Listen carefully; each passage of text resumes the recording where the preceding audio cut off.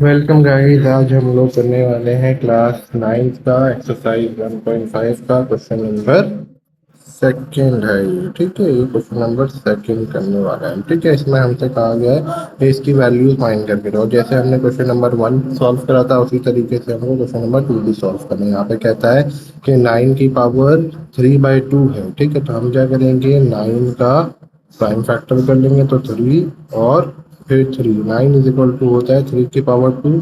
9 is equal to 3 की power 2। तो हम यहाँ पर 9 को ब्रेक डाउन कर देते हैं। ठीक है, 9 की जगह हम क्या लिखते हैं, तो बस सही साफ साफ करके लिखते हैं। ठीक है, 9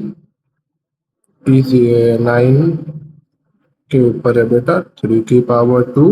ठीक है, हम इसको किस तरीके से लिखते हैं, हम बना लेते हैं 3 की पावर 2 अपॉन, ठीक है, इसकी पावर 3/2। ठीक है, अब जैसे कि हमने एक रूल पढ़ा ही था, पावर की पावर क्या करती है, मल्टीप्लाई करती है। तो हम मल्टीप्लाई कराते हैं पावर की पावर को, 2 × 3/2। ठीक है, तो देखो यहाँ पर डिवीजन में आ गया, ये वाले 2 से ये वाला 2 कट जाएगा, बचेगा हमारे पास 9 की पावर 3।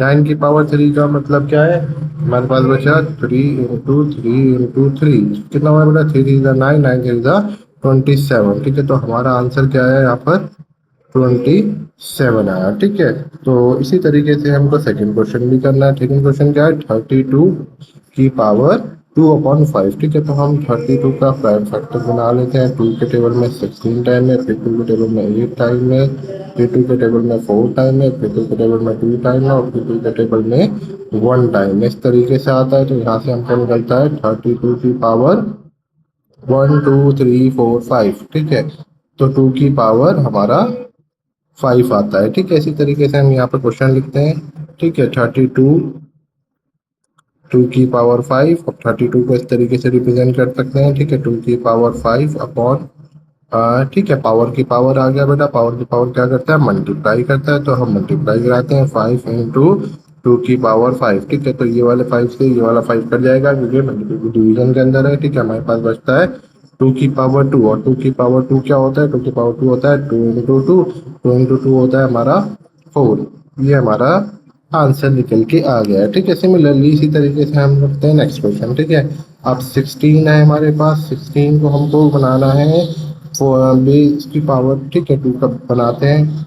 2 की पावर 8। ठीक है, फिर 2 से कराएंगे 4, फिर 2 से कराएंगे 2, और फिर 2 से कराएंगे 1। ठीक है, तो 16 इज इक्वल टू होता है 2 की पावर 4। ठीक है, तो हम क्वेश्चन को लिखते हैं 16 ब्रैकेट में इसकी पावर 3/4 है।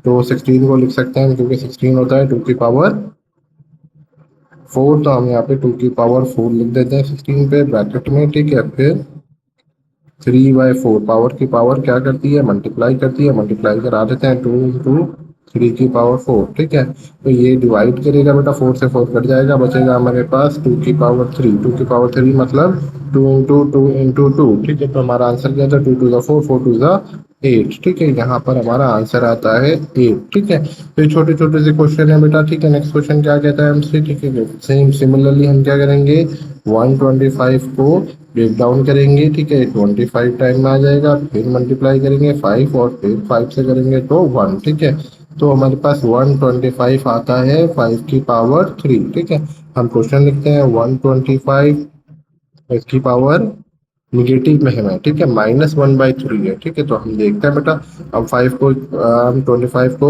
इसकी पावर 3 दे देते हैं। ठीक है, फिर 1/3 मल्टीप्लाई कर रहा है। ठीक है, फिर पावर की पावर मल्टीप्लाई करती है तो मल्टीप्लाई करा देंगे। ठीक है, -1/3, इस वाले 3 से 3 कट जाएगा तो बचेगा हमारे पास 5 की पावर -1। ठीक है, अब जैसे कि हमने एक रॉल लॉ पढ़ चुके हैं कि पावर नेगेटिव होती है तो क्या हो जाता है, ठीक है, पावर नेगेटिव है तो ये हो जाएगा रेसिप्रोकल में, और पावर पॉजिटिव हो जाएगी। ठीक है, इज इक्वल टू 1/5 इसका आंसर होता है। उम्मीद करता हूँ बेटा आप लोगों को समझ में आया हो। ठीक है, तो मिलते हैं हम लोग नेक्स्ट वीडियो में।